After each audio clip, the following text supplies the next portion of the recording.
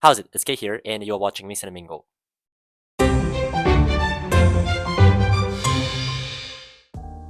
今回の動画では、TOEIC900 点以上の人って実際どれぐらい英会話力あるのっていうところを検証していきたいなっていうふうに思います。僕自身初めて TOEIC を受けたのが大学1年の後期だったか、2年の前期ぐらい、そのあたりの時期に受けたんですけど、ちょうどスコアが730点だったんですよね。今でも覚えてるんですけど、もうリスニングに関しては全く聞こえないし、リーディングに関してはそもそも最後まで終わらない、もう塗り絵になっちゃうみたいな、そんなことがもう続出してたんですよ。で、その後、留学をしたいっていうふうに思っていたので、ずっと TOEFL の勉強とか IELTS の勉強っていうところをずっとしていて、TOEIC からしばらく、離れていたんですけど、その後大学3年の最後の方になって、急遽大学が IP のオンラインテストを無料で受けさせてくれるっていったことがあったんで、なのでそれに申し込んでみようと思って受けてみたら、なんと975点が取れたんですよ。で、これで、自分知らないうちに TOEIC できるようになったっていうふうに思って、で、その後留学に行ったんですよね。1年間カナダでコープ留学をしてたんですけど、で、その後帰ってきて、もうこれはもう絶対満点だっていうふうに思って受けたら、なんと945点だったんですよ。もう自分としてはちょっと信じられなくて、満点取れるかなって思って受けたら、ちょっともう全然できなかったみたいな、そんな形になったのをすごく覚えてます。なので今回の動画の趣旨としては、TOEIC のリスニングで満点を取るような人たち、かつ大体950点前後ですよね。こういった方結構多いと思います。こういった方が実際に英語を話すと、大体どれぐらいのレベルなのかっていったところをちょっと皆さんにお届けしたいなっていうふうに思います。で、今回はもうカットは一切しません。自分が間違えたところもしっかり見てほしいですし、これがどういったレベル感なのかっていうところもしっかり把握してほしいので、15分間ネイティブと喋ってるんですけど、字幕はつけるんですけど、それ以外の編集は一切しません。なので、今回の動画では、だいたい TOEIC で950点ぐらいを取る人って、だいたいこれぐらい英語喋れるんだなっていう風な指標を皆さんにお届けできたらなっていう風に思っています。ぜひ参考になれば嬉しいです。それでは行ってみましょう。どうぞ。Hello. Hi. How are you? I'm good, thank you. How are you? I'm great, thanks. My name is Jen. I am originally from Canada and calling today from the Netherlands. What about yourself? I'm Keita. Nice to meet you. I'm calling from Tokyo in Japan. All right.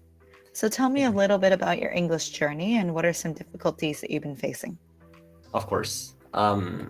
For me, it's kind of difficult for me to bridge the gap between native speakers between my English and native speakers, especially when I had a chance to go studying abroad in Vancouver. Actually, I've had a chance to go studying abroad in Vancouver, so Nice. I spent living in here for 1 year. Okay. When majoring in business management there, I've always had a difficulty for hearing and listening to native speakers' sounds or what he's talking about or what she's talking about or something like that. Okay. But after comparing the one that I've lived for for several years here in Japan to the one that I've lived for 1 year in Vancouver, I definitely can confidently say that my English is a little bit up to snuff. Nice. Fantastic expression. I haven't heard that one in a while. Up to snuff. Well done. So when were you studying in Vancouver? I guess it was technically 2 years ago, maybe. Okay. Yeah, but I came back here for several months ago. Okay, so you were studying 2 years ago in Canada, but you came back a couple months ago? Yeah, because I'm planning to pursue my, graduation thesis because I'm senior, class of 2025. So technically exploring my positions right now. Okay. So what type of master's are you getting? It's not master's, sorry. It's just bachelor's degree. Okay. Which is currently I'm pursuing. It's in English education. Okay, I misunderstood that. Oh, good. Sorry, we were jumping around, yeah. No, it's all good. I was being ambitious, I guess, for you. So my major is in English education, but I took several bunch of courses when I was living in Vancouver, like business management and marketing, something specific like finance, so which is kind of entirely different. So good point that you bring that up about English education, because the English education system in Japan is currently going through a painful growing period, I think. Yeah. where it seems like the government is really forcing teachers Yeah, I get that what to you're saying that. Yeah. yeah, because I've had several teachers who are like, okay, I need to be able to, feel very confident with like my senior high school students, for example. Mm-hmm. And for you, what made you decide So, to study English and become an English teacher? you know what? I don't think I'm cut out for being an English teacher anymore. Fair enough. So that's why, I think I just kind of, dropped my dream of being a teacher right now. But I just wanted to do something radically different, like being a legitimate like businessman, like building my Yeah. own business, or just like pursuing a career as a project manager in the IT department, or I don't know, like I don't hate to define myself by what I happen to be doing on just one specific role, right? Like I just want to be a content creator that just like YouTuber, or I don't know, like I had several things on my mind, but I still couldn't like define what's something specific that I'm This have to is be going to pursuing. this is going to sound very strange, but don't wait. Start doing. Oh, A lot of the times people are like, oh, I want to make this content and I want to make that. If nothing is being made, nothing is moving forward. It doesn't matter if your catalog has different stuff in the past. My boyfriend is working on his, and he works in medical IT, and the two of us, I'm Canadian, he's Dutch. So yeah, it's definitely different cultures. Yeah. And we lived in Indonesia, and now we're currently in the Netherlands, and we're going to be going to Canada.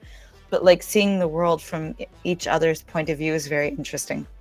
So we Wow. decided that we're going to do that just to show like the cultural differences. Wow, that's very interesting. Yeah. What made you go into the Netherlands? Well, because he's Dutch, so I'm going to spend like, time. No, he's from the Netherlands. So you were here for like for sightseeing. You were here for just studying abroad, or No.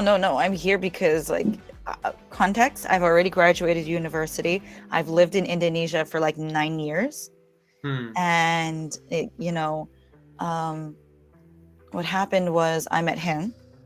And I'm planning on spending the rest of my life with him. So I have to join the rest of my family here for a little bit. So all of his mom and his dad and his sister and his brother and aunts and uncles are all here. Beautiful. So, spending some time with the family and then going to Canada. Yeah.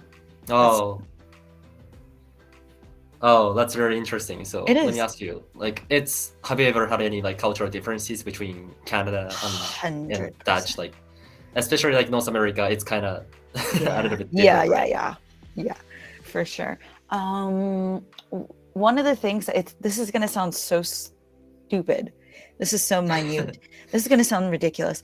You know how in North America, we normally buy food for like the week and your food is still fresh on like, you buy food on like the Sunday. Never been told that.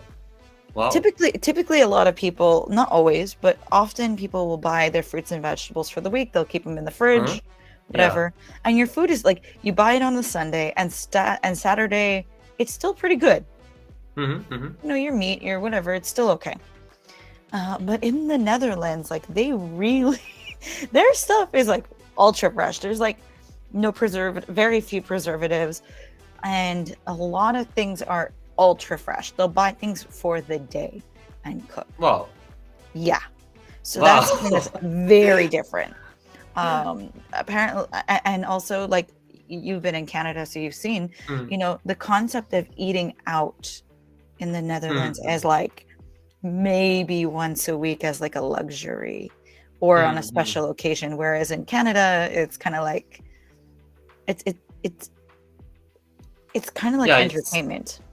It's very normal to see everyone like just buying food and just going out for dinner. Yeah, exactly. Very normal. It is. But in the Netherlands, something that's ultra strange is that the stores here close at 6 usually on the weekdays. Wow. Yeah, 6 p.m., right? So except for some of like the grocery stores, and they're like open, but like all the actual stores are open until 6. And then often, but not always, they're closed on Sundays. and I'm just kind of like walking around and nobody's on the street. Like people are not driving anywhere, going anywhere. It's just quiet on the streets. I'm like, what? Like maybe because I've been teaching a lot, I'm like, when do people go out? Like, do people go was out? it happening because was it happening because like right after 6 p.m. it's kind of not safer? No. Oh. No. It's incredibly safe here. They have bike lanes everywhere. I've never had a single problem, but it's just like, I don't know. I guess yeah, that's kind the of strange. Netherlands, It's very strange. the Netherlands really likes their home life. Like really likes their home life. And I'm just kind of like, where is everyone?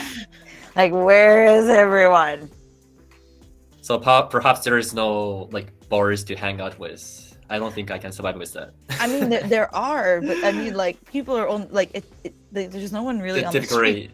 I mean, they'll go to like the bars or whatever, but there's like no one on the street after 6. I'm like, or 7. I'm like, what's going on? So this is a few things that I've noticed that are very different. And like I said, these things are so strange and they're so minute to me. But I lived in Indonesia for almost 10 years. Oh, and everybody is everywhere all the time. It's loud. It's organized chaos. It's semi-organized chaos. But it works. And here it's just kind of like maybe because I'm not in a bigger city like Amsterdam or Rotterdam or it's totally the other way around, right? Like it's totally opposite. I mean even then I noticed that when I went to The Hague and like a lot of the stores closed, it's like a lot of people just disappear. Oh, I mean this could be like that anywhere in the world, but I've spent time in places like Bangkok, and Bangkok is completely different, and even like Singapore and even Kuala Lumpur. I'm just like, there's people all the time everywhere and it's cool and there's an environment. Here I'm just like, okay, when do people leave their home? Interesting. So these are like some of the cultural differences, and like I have to explain like the food culture, which for you must have been a shock going to Canada and seeing what do people eat. How did it compare to a Japanese way of eating? Like it's kind of a shock for me to just see like there is no like original food in Canada, I guess. Like, you know what I mean? Like there is no like authentic Canadian food. That's the first thing I've noticed. Poutine is like yeah, that one. But it's just only one food. No, I'm not judging here. But there's no. I'm laughing because like, authentic. I mean, I'm laughing because I don't have one either. Like I'm thinking like hot dogs, American, pizza, Italian, pasta, but sushi, Italian, Japan. Sushi, right? Like... Japan. Japa dogs, maybe Canadian, inspired with Japan. Yeah, fair enough. Have you ever had a Japa dog? Yeah, of course I've had. Yeah, Were it's they good? great. Were they good in your opinion? Yeah, of course it is. So yeah, Canadian food culture is really everybody else's food together, but there's no traditional Canadian dish. We do have a few, but almost none of them are in the West. We have things like tourtière and pudding chômeur, and a lot of those come from Quebec. They're like super old school farmer country food, like winter country food. You know what I mean? Yeah. I know. I totally see where you're coming from. Yeah. But one thing for sure I can say is just like people in Vancouver are very open-minded and they're very helpful. Like when it comes to like like people person, they are very people person. I like how people person they are. So where do you? Are they like overly social, or is it just like helpful social? Yeah, it's just like it's not like too much. You know what I mean? Like it's just like they kind of respect their boundaries between each other. Yeah, but sometimes they like to stick to like social circles, which probably I found out when I was working as a at the startups company. Like especially all of them were from Canada. That is a very Vancouver thing. Okay. ultra clicky in Vancouver, like ultra clicky. Yeah. Yeah. I think you were asking a question. Oh yeah, like so you sounds like you visited lots of places, right? Like for all the places you've ever visited, like where do you find most like comfortable for living in? It depends. Just out of curiosity. Depends on what you consider comfy. Are you talking about like convenient? Are you talking about convenient or like food in general, like any personal like, okay, so here, let me break it down for you. Safety, 100% Singapore. Fun, I would say Indonesia, specifically Bali and the Gillies, because it's really fun. If you're talking about food, out of all of the food I've been to, all the countries I've been to Canada, the States, Cuba, India, Thailand, Malaysia, Singapore, Vietnam, and Indonesia. Well, hands down, Malaysia. Oh, Malaysia. Because they grow a lot of their own produce and they have a lot of different food from all over the world as well.